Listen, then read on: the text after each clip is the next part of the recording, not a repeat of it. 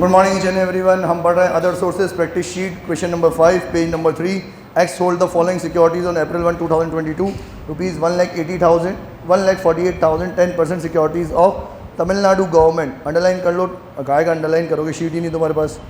Tamil Nadu government है, government वाले TDS deduct नहीं करते पूरा income. And 40,000 5% less tax non listed. 5% less tax क्या है ये?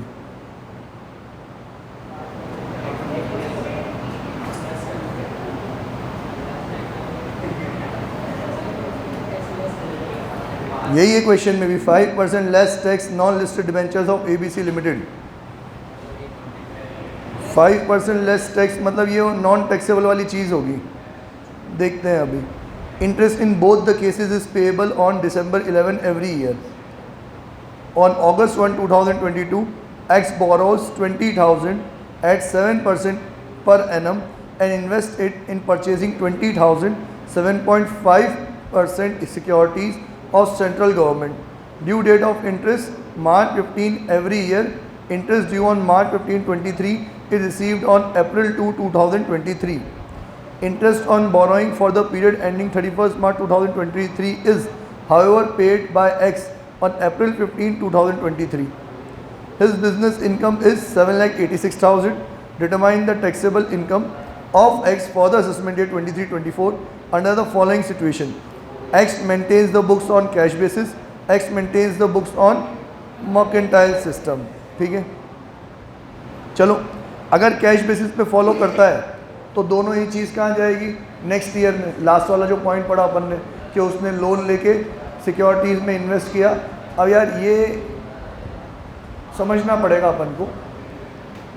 मैं कहीं से लोन लेके कहीं पे इन्वेस्ट कर रहा हूँ, जहाँ पे इन्वेस्ट कर रहा हूँ वहाँ की इंटरेस्ट की डेट फिक्स है कि इस दिन मिलेगा, इस दिन मिलेगा।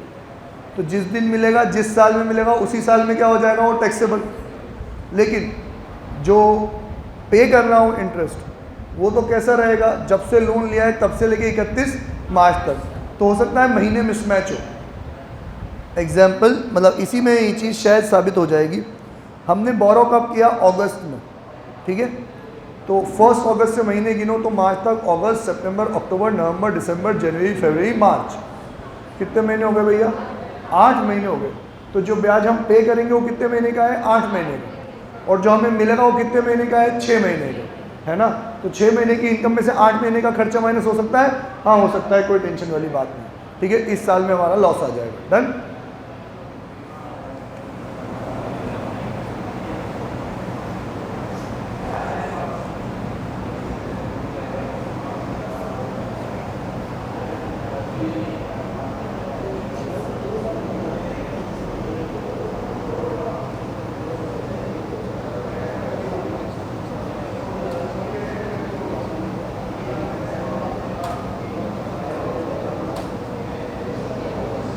कैलकुलेट करना बेटा प्लीज़। 20,000 का 7% 8 मंथ्स के लिए 933। और इन्वेस्ट कितना किया अपन ने उसमें से? पूरा ही इन्वेस्ट कर दिया ना अपन ने। कितने पे? 7.5 पे। कितना हुआ? 750।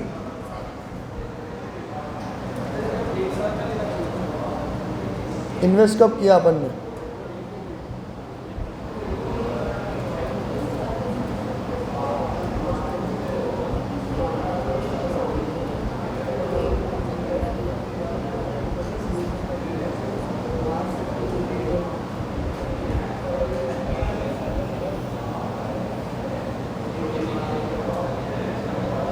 %7.5 इंटू 20,000 750 आ रहा है आपका।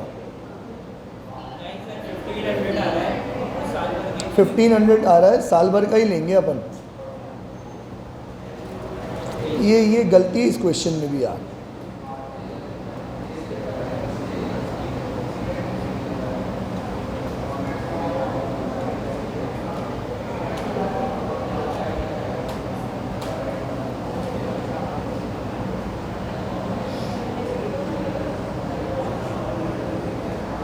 क्वेश्चन में 2-3 चीज़ों पे ध्यान नहीं दिया गया। पूरा क्वेश्चन जो बुक में सॉल्यूशन है वो सिर्फ एक कैश बेसिस और मर्केंटाइल बेसिस पे ही बोला गया है। अब अगर कैश बेसिस और मर्केंटाइल बेसिस है तो ये पूरा क्वेश्चन सिर्फ इस वाले लास्ट वाले पे बेस्ड हो गया कि जब ड्यू बेसिस पे चलेंगे तो एक अब टैक्सेबल हो जाएगा, जिस साल में हमारे वाले साल में ड्यू हुआ है हमारे साल में टैक्सेबल हो जाएगा। लेकिन अगर मर्केंटाइल कैश बेसिस पे चलते हैं तो फिर ये इस साल में टैक्सेबल नहीं होगा, ठीक है। लेकिन इस क्वेश्चन में 2-3 चीज़ें निगलेक्ट करी गई हैं। सबसे पहले तो लो आप, सबसे पहला पॉइंट है आपका कि हमने इन्वेस्ट कर रखा है कहाँ पे, 1,48,000 10% पे, है ना। तो 1,48,000 का 10% कितना हो गया, 14,800। इसमें तो ड्यू और रिसीव का प्रॉब्लम है ही नहीं।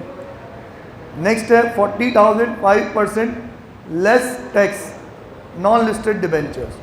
अब ये लेस टैक्स वर्ड ही मैंने पहली बार सुना है। मेरे हिसाब से ये तो नॉन टैक्सेबल होना चाहिए था, या यूँ कह रही है कि 40,000 का 5% टैक्स लेस करने के बाद आपको मिलेगा, है ना। तो 40,000 का 5% कितना हुआ, 2,000। अब अगर ये टैक्स लेस करने के बाद वाला है तो डिवाइड बाय कितना करेंगे इसको, 90%। कितना हुआ, 90% करेंगे ना, TDS तो 10% डिडक्ट होता है ना, तो डिवाइड बाय 90% करेंगे। कितना आया, 2,222। तो मेरे हिसाब से इसकी इनकम लेनी चाहिए 2,222, पर क्वेश्चन में इसकी इनकम 2,000 ही ले रखी है। I don't know why. Due वाले बेसिस पे भी और रिसीट वाले बेसिस पे भी इसकी इनकम 2,000 ही ले रखी है। तो ये लेस टैक्स वाला फंडा इस बुक में क्या दे रखा है, आई डोंट नो। देखते हैं, आगे चेक करेंगे, मैं पीछे थोड़ा पढ़ के कि लेस टैक्स को इन्होंने अच्छे से समझा रखा हो तो, नहीं तो इग्नोर कर रखा है मेरे हिसाब से।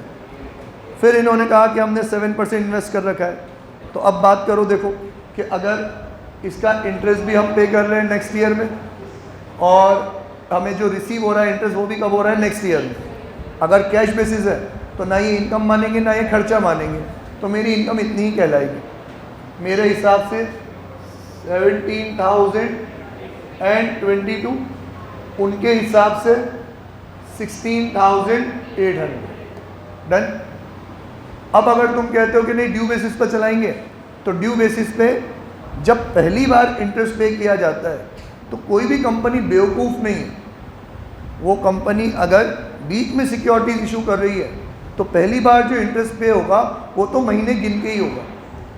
आज अगर मैंने तय कर लिया कि मैं 15 मार्च को इंटरेस्ट देने वाला हूँ, तो जिस दिन मैंने इशू किया होगा उस दिन से 15 मार्च तक जितना महीना वो उतना ही दूंगा ना पहली बार में। तो एक बार इशू कर दिया, फिर अगले साल तो 15 मार्च से 15 मार्च पूरे साल का होगा। उन्होंने इस फैक्ट को इग्नोर कर दिया, या फिर उन्होंने ये अज्यूम कर लिया कि मैंने जो सिक्योरिटीज़ परचेज करी है वो डायरेक्ट कंपनी से ना परचेज करके ओपन मार्केट में परचेज करी है। ओपन मार्केट में परचेज करी है तो फिर तो मुझे जो इंटरेस्ट मिलेगा वो कौन सा मिलेगा, पूरे साल का मिलेगा।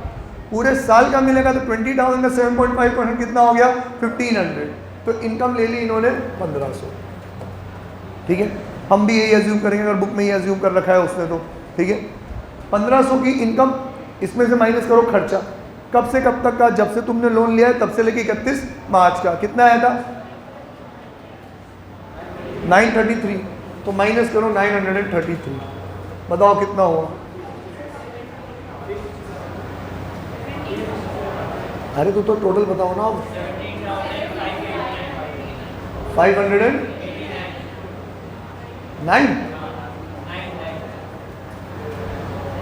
ये मेरे हिसाब से, उनके हिसाब से बताना प्लीज। 17,367 मैच हो रहा है क्या आपका? ये इनकम दे ही नहीं रही। 7,86,000 प्लस करो इसमें,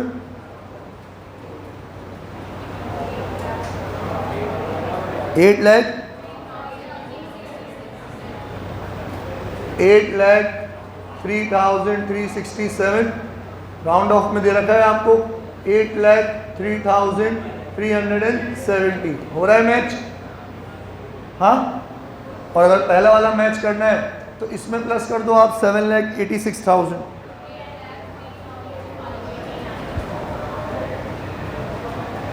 $8,02,800 आ रहा है, ठीक।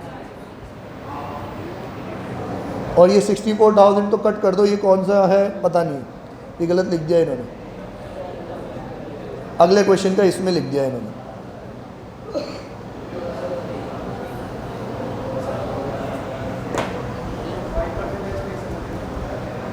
तो मुझे भी समझ में नहीं आया।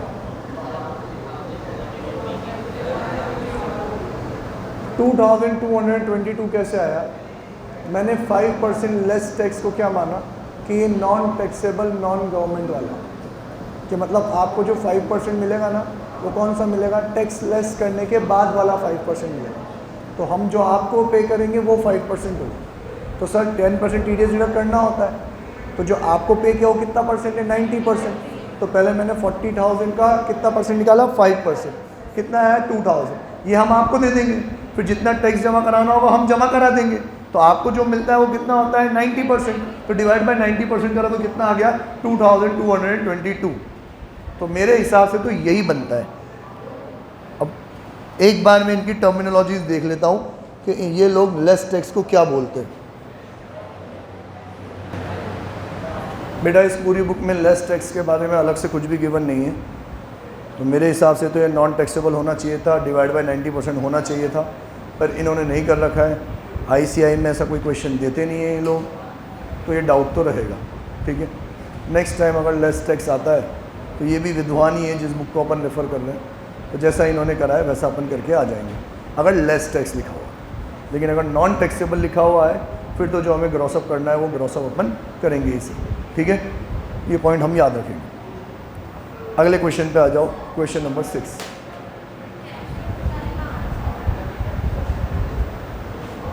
इसमें प्लस करो आप लोग। 16,800 में 7,86,000 प्लस करो।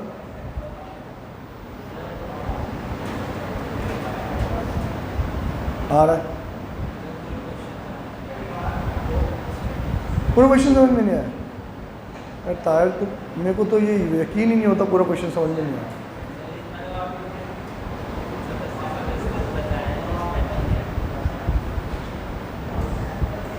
फर्स्ट सिक्योरिटी फुली टैक्सेबल है। ठीक है, हमारा जो डाउट था वो सेकंड वाली सिक्योरिटी पे है, क्योंकि वहाँ पे लेस टैक्सेबल लिखा हुआ, लेस टैक्स लिखा हुआ। तो लेस टैक्स का क्या मतलब है ये हमें समझ में ही नहीं आ रहा था, और बुक वालों ने इस टर्म को इग्नोर किया है। उन्होंने कहा 40,000 इन्वेस्ट कर रखा है 5% की रेट पे, तो 40,000 का 5% कितना होता है? 2,000। तो उन्होंने इनकम कितनी ले ली? 2,000 ले ली। 14,800 ये, 2,000 ये, कितना हो गया? 16,800 इनकम हो गया। अब वो कह रहे हैं बताओ अगर कैश बेसिस पे होगा तो क्या होगा, ड्यू बेसिस पे होगा तो क्या होगा। तो थर्ड वाली जो सिक्योरिटी थी उसमें हमारे प्रीवियस ईयर में तो इंटरेस्ट ड्यू हो रहा था, पर रिसीव कब हो रहा था? नेक्स्ट पीरियड में। तो अगर आप कैश बेसिस पे लगाते हो तो ये तो इस साल में टैक्सेबल ही नहीं है, अगले साल में टैक्सेबल। तो कैश बेसिस में इनकम कितनी है? 16,800। लेकिन अगर आप ड्यू बेसिस पे चलाते हो तो ये इस साल की इनकम है। ठीक है, इस साल की इनकम है तो हमने ये मान लिया कि ये शेयर्स हमने किसी थर्ड पर्सन से ख़रीदा है, ये सिक्योरिटी हमने थर्ड पर्सन से ख़रीदी है। हमारे ख़रीदने के बाद इंटरेस्ट मिलेगा तो वो हमें ही मिलेगा। तो पूरे साल का 20,000 का 7.5% हमने ले लिया, 1,500 हो गया। ठीक है, हमने ये इन्वेस्टमेंट किया था कहाँ से किया था? पैसे बोरो करके। उसमें मुझे इंटरेस्ट पे करना था 7%। जब से लोन लिया था तब से लेके 31 मार्च का। तो 20,000 इंटू 7% इंटू 8/12 ये आ रहा था 933। तो 1,500 की इनकम के लिए 933 का खर्चा हो गया। तो जो भी नेट इनकम आई वो इसमें प्लस कर दूंगा 16,800, मतलब ये नेट इनकम आ रही है आपकी 567। ठीक है, अब अगर ड्यू बेसिस पे चला रहे हो तो ये है इनकम, कैश बेसिस पे चला रहे हो तो ये है। ठीक है,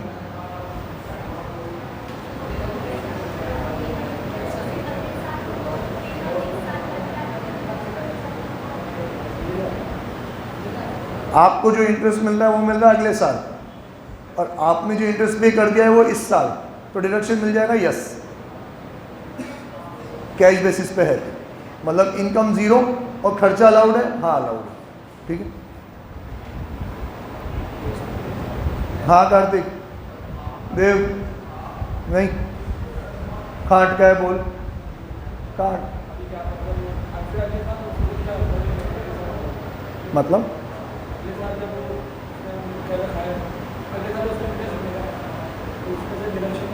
क्यों मिलेगा? डबल डिडक्शन क्यों मिलेगा? पहले मिल गया, अगले साल तो अगले साल का पे कर देगा तो उसमें भी डिडक्शन मिल जाएगा उसको। ठीक है। Find out the income, question number 6 page number 3। Find out the income chargeable to tax in the following cases for the assessment year 23-24 and 24-25। 2 साल के लिए कैलकुलेट करना है आपको। On May 5, 2022, X borrows 1 lakh at the rate of 9% per annum from a bank to invest in public issue of 10% debentures of A Limited. A Limited allots, underline करो public issue, underline करो कर लेना underline public issue, and A Limited allots debentures on May 10, 2022. As per terms of allotment, interest is payable every year on November 30. However, the first interest on November 30 would be for the period commencing from May 10, 2022 to November 30, 2022. ये बात उसको बोलनी नहीं चाहिए थी, ये बात हमें पता होनी चाहिए थी, क्योंकि ये पब्लिक इशू है, पहली बार ही सिक्योरिटीज़ अलॉट करी जा रही है। तो फर्स्ट टाइम में तो कंपनी जब से अलॉटमेंट हुआ है तब से लेके कि जो ड्यू डेट है वहाँ तक का ही इंटरेस्ट पे करेगी। ठीक है, 2 ये बात उन्होंने बोल भी दी। ठीक है, तो कब से? May 10 से लेके नवंबर 30 तक के डेज गिनने पड़ेंगे आपको, मंथ्स भी नहीं। अगर फर्स्ट में कोई इशू कर दिया तो महीना गिनता, लेकिन अब तो दिन गिनने पड़ेंगे। उतने दिन का इंटरेस्ट हमारे लिए क्या हो जाएगा? टैक्सेबल हो जाएगा। Second, on April 18, 2022, Y borrows 2 lakh at the rate of 8% per annum from a bank to invest in public issue of 95% debentures of B Limited। 9.5% होगा ये, हाँ 9.5% है। 9.5% debentures of B Limited. B Limited allowed debentures on April 30, 2022 as per terms of allotment. Interest is payable every year on May 15. However, the first interest will be payable only on May 15, 2023 from the period commencing on April 30, 2022 to May 15, 2023. Same बात वही बोल रहा है। ठीक है, next, on June 6, 2022, Z borrows 4 lakh at a rate of 10% per annum from bank to purchase X interest 11% debentures of C Limited from B। इसकी माँ का साकी माँ का। अब जो परचेज क्या, वो कैसा किया? X इंटरेस्ट, मतलब इंटरेस्ट हमने परचेज नहीं किया, तो पहला वाला जो इंटरेस्ट है वो हमें नहीं मिलेगा, जिसको मिलेगा उसके ऊपर taxable. Purchase consideration being 4 lakh, interest payable by C Limited on June 30, 2022. Purchase consideration था 4 lakh plus interest payable. Interest payable by C Limited every year on June 30. However, at the time of purchase of debentures from B, Z has agreed that interest received by him on June 30, 2022 would be given to B. Cost of acquisition of these debentures in the hands of B was 3,80,000. Date of acquisition being June 17, 1986. अरे यार, ये तो तीनों case अलग अलग हो गए। एक हो गया किसका? X का, Y का और Z का। तो चलो जल्दी से कैलकुलेटर उठाओ और डेट्स देखो। साला हमें मिला कब? May 2022 से और नवंबर तक दिन गिनो प्लीज़। कितना हो रहा है? 205 हो रहा है, तो कैलकुलेट करो कितना इंटरेस्ट है उसका। 1 लाख का 10% इंटू 205 डिवाइड बाई 365 कितना आ रहा है बेटा?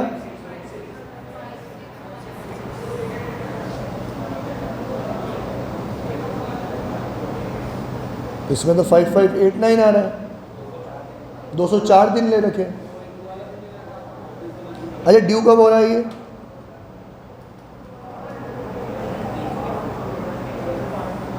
नवंबर 30 में।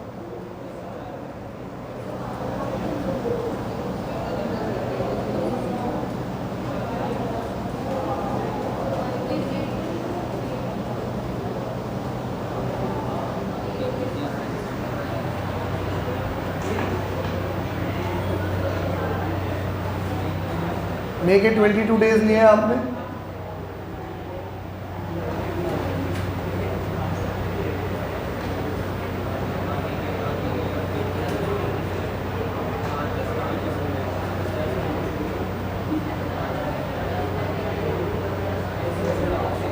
ये 205 हो रहा है।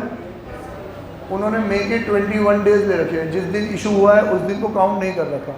चलो 204 दिन है, तो आंसर सही आ रहा है क्या हमारा? हाँ, 5589 आ रहा है। जिस दिन इशू किया है उसको अपन ने नहीं लिया। तो आपके नोट्स में लिखो,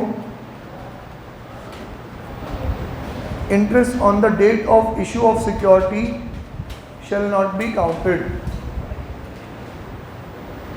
Interest of the date of issue of security, interest of the date of issue of security shall not be counted.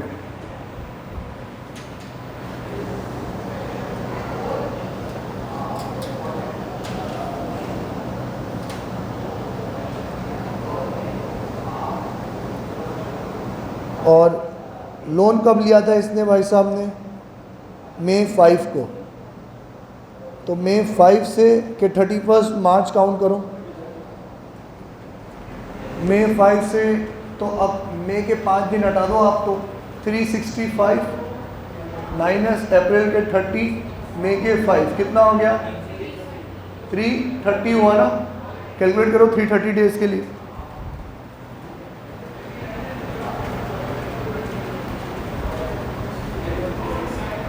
8136।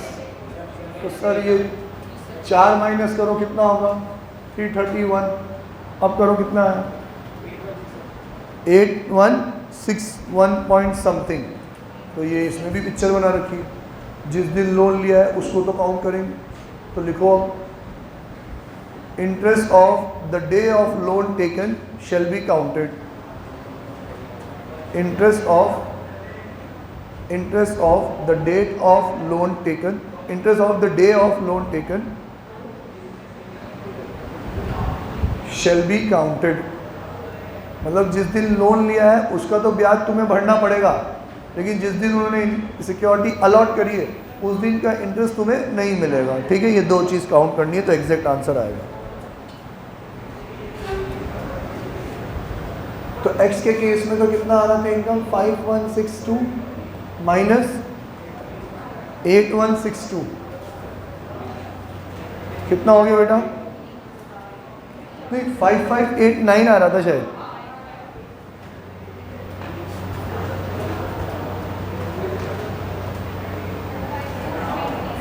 कितना है लॉस? ओके। अब इन्होंने 2 साल का कैलकुलेट करने को कहा है। दूसरे साल का तो बहुत सिंपल है, पहले साल में ही प्रॉब्लम है। दूसरे साल में तो मिलेगा भी पूरे साल का, पे भी पूरे साल का ही करना पड़ेगा। तो मिलेगा कितने परसेंट से? 10% से। और पे करना पड़ेगा कितने परसेंट से? 9% से। तो 1% की इनकम हो गई 1 लाख का 1%, 1000 की आपकी इनकम हो गई। ठीक है, ये समझ में आया ना? ये भी समझ में आ गया? ठीक है, नेक्स्ट पढ़ो। अब कौन सा है भाई?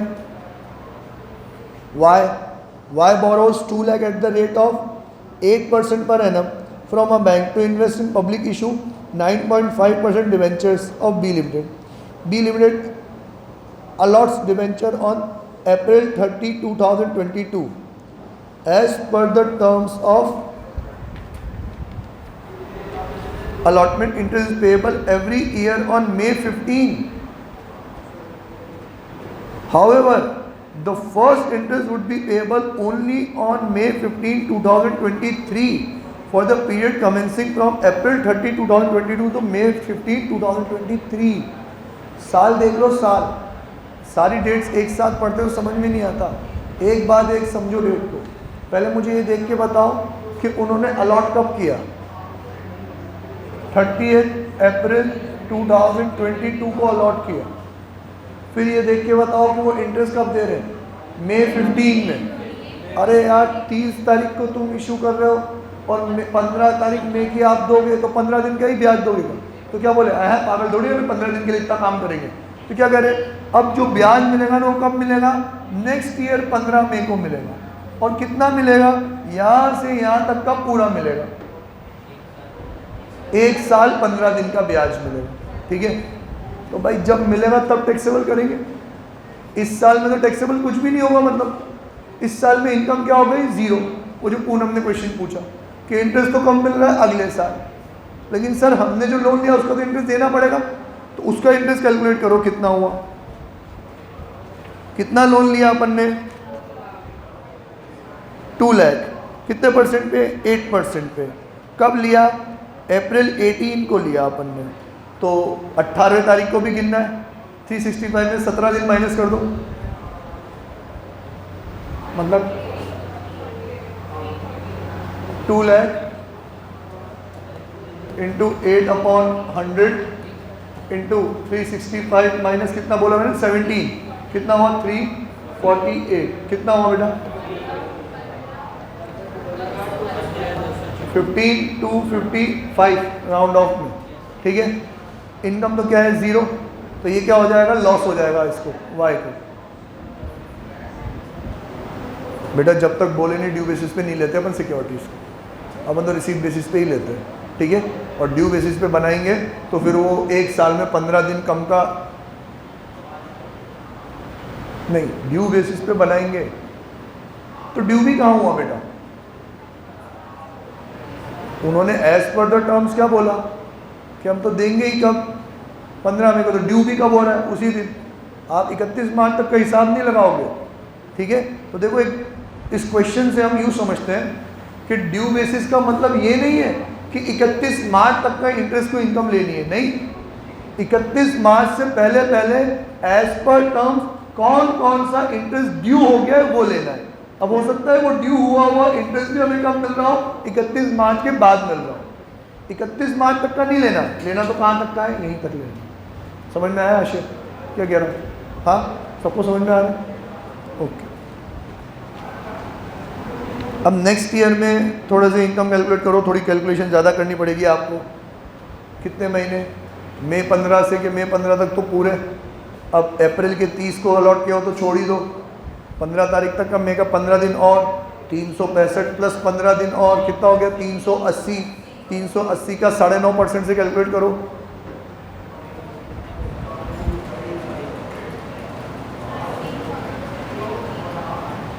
$19,781 करेक्ट है भाई। ठीक है, यही आएगा। और खर्चा कितना आएगा, अब तो पूरे साल का ही आएगा, 2 लाख का 8% 16,000 रुपये। ठीक है, 3781 आ रहा, ठीक है। अब चलें जी पे। जी क्या कह रहा है बापड़ा, on June 6, 2022 G borrows 4 lakh at a rate of 10% per annum from bank to purchase X interest 11% debentures of C Limited from B, purchase consideration being 4 lakh plus interest payable by C Limited on June 30, 2022. Interest payable by C Limited every year on June 30. कब पे करते हैं वो, June 30 को पे करते हैं वो। हाउएवर अब ये सारी बात किसकी हो रही है, परचेज की, कि हमने इस टर्म्स एंड कंडीशन पे परचेज किया। मैं इसमें से एक सिंपल चीज़ निकाल के तुम्हें बता देता हूँ कि जो मैंने लोन लिया उस पर तो इंटरेस्ट पूरा पे करना पड़ेगा ना मुझे, तो पहले उसका इंटरेस्ट कैलकुलेट कर लो आप। लोन कब लिया आपने, June 6 को, कितने परसेंट पे, 10% पे। तो जिस दिन लोन लिया उस दिन का भी ब्याज देना पड़ रहा है ना आपको, तो जून के 5 दिन माइनस कर दो। लो कैलकुलेटर पे 365 में से माइनस करो अप्रैल के 30 दिन, फिर माइनस करो मई के 31 दिन, और फिर 4 दिन जून के, सॉरी 5 दिन जून के, 299। तो कैलकुलेट करो 4 lakh into 10% into 299 divide by 365, 32,768, 7 point, हाँ ठीक है 67, इन्होंने 68 ले रखा है, जान दो इनको, अपना जो आ रहा है वही सही है। ठीक है, अब नेक्स्ट ईयर में तो पूरे साल का ही देना पड़ेगा, नेक्स्ट ईयर में तो गिनने की जरूरत है ही नहीं। तो 4 लाख का 10% करो, 40,000 डन। अब बात करते हैं इनकम की। मैं पूरी लाइन पढ़ रहा हूँ, इसमें आपको इंग्लिश पढ़ते पढ़ते समझ में आए इसलिए पहले बता दूँ कि हमने जो परचेज़ किया है बी से एक्स इंटरेस्ट परचेज़ किया है। एक्स इंटरेस्ट, अब आपको वो अकाउंटिंग वाला टर्म्स एंड कंडीशन उन्हें एक्सप्लेन कर रखी है कि एक्स इंटरेस्ट मतलब मैं इंटरेस्ट परचेज नहीं करूँगा तो इंटरेस्ट का पैसा मैं आपको दे दूँगा। जैसे ही मेरे पास इंटरेस्ट आएगा, परचेज कंसीडरेशन तो रख लो 4 लाख रुपए, जैसे ही इंटरेस्ट आएगा रिसीव करके मैं आपको दे दूँगा। इनकम टैक्स में इतने कवाड़े नहीं चलते। इनकम टैक्स वाले तो क्या कह रहे हैं, कंपनी ने जिसके नाम पर इंटरेस्ट इशू किया है, जिसने रिसीव किया है वही क्या है, टैक्सेबल। ठीक है, तो भाई receive in the hands of B हुआ है तो टैक्सेबल भी in the hands of B ही होगा। ठीक है, हाँ, लेकिन आपने जो भी इंटरेस्ट रिसीव हुआ वो आपने किसको दे दिया, बी को, तो ये आपके लिए परचेजिंग कॉस्ट मानी जाएगी। समझ में आ रहा है? हुआ क्या, मैंने ताहिर से कोई सिक्योरिटी खरीदी, ताहिर क्या कह रहा है, अरे यार आपको सिक्योरिटी बेच तो रहा हूँ, 20-25 दिन में तो इंटरेस्ट आने वाला है।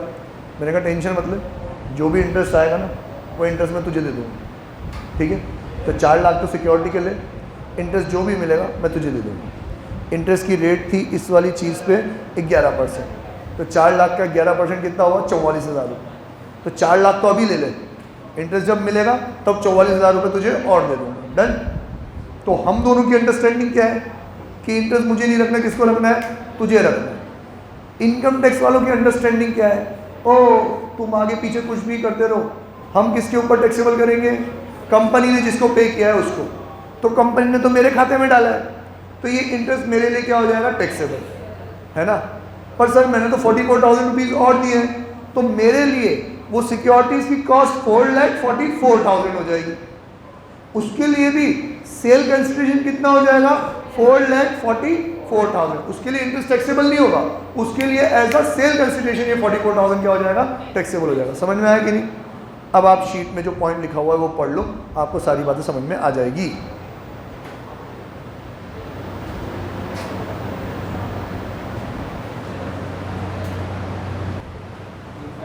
जब मैं समझाता हूँ तब तो समझ में आता नहीं है। ओके, क्वेश्चन नंबर कौन सा करना है, 7। X 44 years is a businessman for the previous 22-23. His business income is 19,40,000. During 9-10, a plot of land owned by X was compulsorily acquired by Gujarat government. Initial compensation of rupees 16 lakh was received by X in 13-14. Capital gain पढ़ के आए हो आप लोग? जिस दिन acquire हुआ उस दिन ट्रांसफर नहीं माना, सॉरी उस दिन टैक्सेबल नहीं होता। जिस दिन पहली बार मिले उस दिन, पहली बार मिला 13-14 में, तो टैक्सेबल कब हुआ होगा, 13-14 में, पूरा 16 lakh. On X's appeal Gujarat high court has increase the compensation from 16 lakh to 20 lakh. X ने कोर्ट में अपील करी, उसका कंपनसेशन बढ़ गया 4 लाख रुपये से। On July 1, 2022 he receive the additional compensation of 4 lakh along with the interest of 70,000। साला 13-14 के बाद अपील करी थी, 7 से 8 साल बाद कंपनसेशन मिला, 4 लाख के साथ साथ 70,000 का ब्याज भी मिला। हम पढ़ रहे हैं अदर सोर्सेज। अदर सोर्सेज में ये क्यों आया, क्योंकि इन्हेंस कंपनसेशन के ऊपर जो इंटरेस्ट मिल रहा है वो कहाँ मिले, टैक्सेबल हुआ अदर सोर्स, और उसके ऊपर रूल क्या है आपका, 50% स्टैंडर्ड डिडक्शन। एक्चुअल खर्चा अलाउड नहीं होगा, 50% स्टैंडर्ड डिडक्शन होगा। तो अदर सोर्सेज में तो उसका रूल बहुत सिंपल है, as directed by the high court it is calculated from 9-10 onwards. ठीक है सर, हमें इस बात से कोई मतलब नहीं कहाँ से कैलकुलेट हुआ, हमें तो जितना रिसीव हुआ उतना टैक्सेबल है। To get compensation enhance, X has spent a sum of rupees 45,000. It includes advocate fees as well as other incidental expenses. 45,000 को स्टार मार्क कर, अंडरलाइन करके स्टार मार्क कर लो और बताओ क्या कह रहे हो तुम इसके बारे में। नॉट अलाउड, गलत बात। क्या इनहेंस कंपनसेशन में से कैपिटल गेन में तो माइनस होगा ना, क्या पूरा 45 माइनस होगा? पूरा तो नहीं करना चाहिए ना। एज पर कॉमन सेंस आपका जो 45,000 खर्च हुआ है वो किसके लिए खर्च हुआ है, 4,70,000 के लिए, है ना। 45,000 रुपये खर्चे तो पैसा कितना मिला, 4,70,000 मिला कि नहीं मिला? तो इस 45,000 को डिवाइड बाय 470 इंटू 4 लाख करेंगे।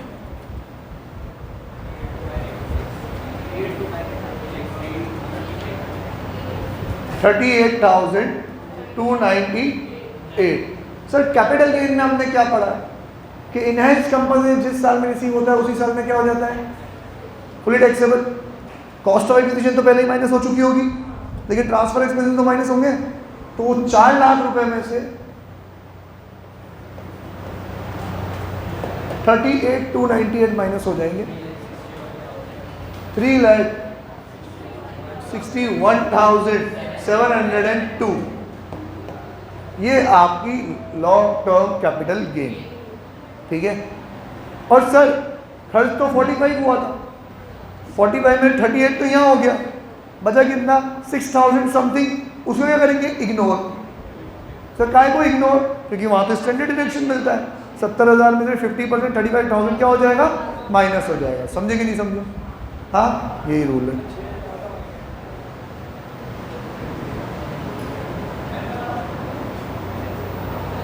तायर देखो समझ में आ गया बेटा? पक्का?